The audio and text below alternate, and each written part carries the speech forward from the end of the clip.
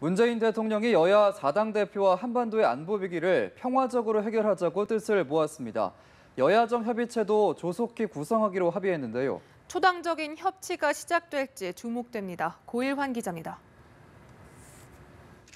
문재인 대통령과 4당 대표가 청와대 상춘제에 모였습니다. 한반도의 안보 위기 등 국정 현안을 2시간 넘게 논의한 결과 합의점을 찾는 데 성공했습니다.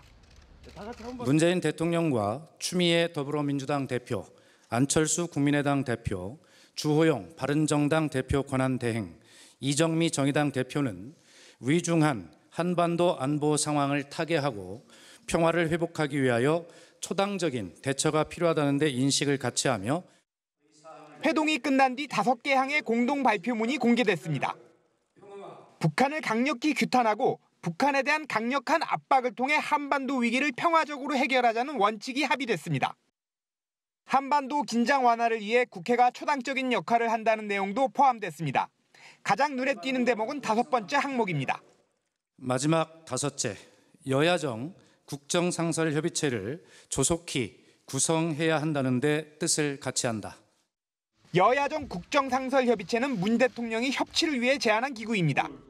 협치를 위해서 여야정 국정상설협의체를 좀 조속히 구성을 하고 그 틀 속에서 안보 문제를 좀 상시적으로 여야가 또 정부도 함께 협의해 나가는. 이날 회동에서 참석자들은 안보 위기 해결을 위해 기존 입장 차이를 극복했습니다.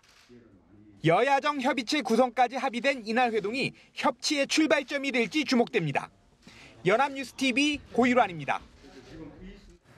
네, 하지만 회동 초반 분위기는 다소 냉랭했습니다. 야당 대표들이 청와대 외교안보 라인의 문제점을 지적하며 경직된 분위기에서 시작됐지만 회동 말미엔 함께 청와대 지하 벙커를 찾을 정도로 분위기가 반전됐는데요.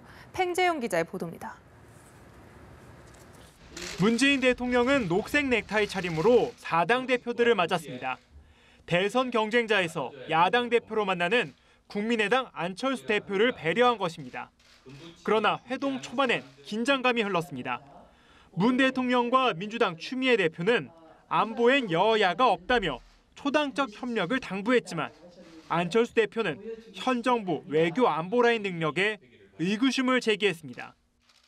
적어도 안보 문제만큼은 여야 그리고 정부가 함께 힘을 모으는 그런 모습을 보여준다면 우리 국민들께도 큰 희망이 되고 외교안보 문제에 대해서만큼은 여야가 있을 수가 없죠. 우리 외교팀 내부에 혼선까지 겹쳐지니까 더 불안한 겁니다.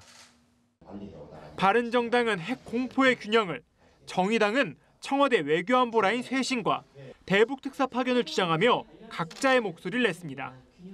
그러나 회동이 진행되면서 분위기는 사뭇 달라졌습니다. 2시간 넘게 대화를 이어간 대통령과 여야 대표는 이른바 지하벙커로 불리는 청와대 위기관리센터를 찾았습니다. 비상상황 시 국가안전보장회의를 주재하는 중요한 곳으로 대통령이 야당 대표들을 직접 안내 벙커를 찾은 건 전례가 알려지지 않은 매우 이례적인 일입니다. 전병헌 청와대 정무수석은 야당 대표들이 정제된 발언을 했고 대통령도 인사 등 미흡했던 부분에 대해 솔직히 인정하고 유감을 표명하면서 분위기가 부드러워졌다고 설명했습니다. 이 때문에 야당 일각에서 대통령이 주도하는 방식에 문제를 제기하며 난항이 예상됐던 여야정 상설협의체 구성 문제도 예상외로 수월하게 합의문에 담겼습니다. 벙커 방문은 문 대통령이 직접 제안한 것으로 알려졌는데 최대한 정보를 공유하고 초당적인 협력을 이끌어내려는 의도로 풀이됩니다. 연합뉴스TV 팽재용입니다. 자유한국당은 문재인 대통령과 여야 4당 대표의 청와대 만찬 회동에 대해 속빈 강정에 불과했다고 평가절하했습니다. 강효상 대변인은 논평을 통해 북핵 위기 극복을 위한 실질적이고 구체적인 방안은 전혀 합의하지 못했다며 이같이 말했습니다.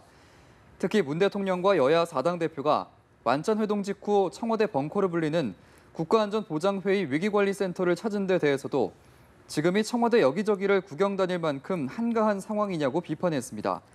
다만 대통령과의 진정성 있는 소통이 가능한 대화제의는 마다하지 않겠다고 밝혔습니다. 도널드 트럼프 미국 대통령과 김정은 북한 노동당 위원장의 말의 전쟁이 가열되면서 한반도 긴장이 고조되고 있지만 김정은이 먼저 전쟁에 나서지는 않을 것이라고 미국 CBS 방송이 진단했습니다. 해당 방송은 미국은 북한과 전쟁 중인가라는 인터넷판 기사에서 모든 전문가가 전쟁이 벌어지면 미국이 결국 승리할 것이라는 데 동의하고 있다면서도 김정은이 정권의 생존을 위해 승리할 수 없는 전쟁을 시작하진 않을 것이라는 게 전문가들의 판단이라고 소개했습니다. 또 김정은이 미국 본토를 대륙간 탄도미사일로 공격할 능력을 가졌을 수도 있지만 이론상 핵 공격으로 미국을 완전히 파괴할 능력이 없다고 판단했습니다. 북한 정부 관리들이 도널드 트럼프 미국 대통령의 메시지들을 이해하기 위해 공화당 측 인사들과 은밀한 접촉을 추진해왔다고 워싱턴 포스트가 보도했습니다. 신문은 북한이 접촉한 전문가들 중에는 미국 중앙정보국 CIA에서 북한 분석권을 지낸 브루스 클링너 헤리티지 재단 선임 연구원 등 다수가 포함됐다고 전했습니다. 신문은 북한이 무려 7차례나 이런 접촉을 시도했다면서 이는 관습에서 벗어난 트럼프 대통령의 전략을 이해하기 위해서라고 덧붙였습니다. 최근 중국 접경 지역에서는 북한 노동자들의 무더기 귀국 사태가 벌어지고 있습니다. 유엔 안보리의 새 대북 제재 이행에 나선 중국이 북한 노동자 비자 연장을 불허하고 또 신규 발급을 억제하는 바람에 귀국 행렬이 줄을 잇고 있는 것입니다. 선양에서 홍창진 특파원입니다. 최근 들어 북중 접경인 랴오닝성 단둥, 지린성 연변자치주 옌지의 열차역과 세관 통상구에서 귀국하는 북한 노동자 일행이 자주 목격되고 있습니다.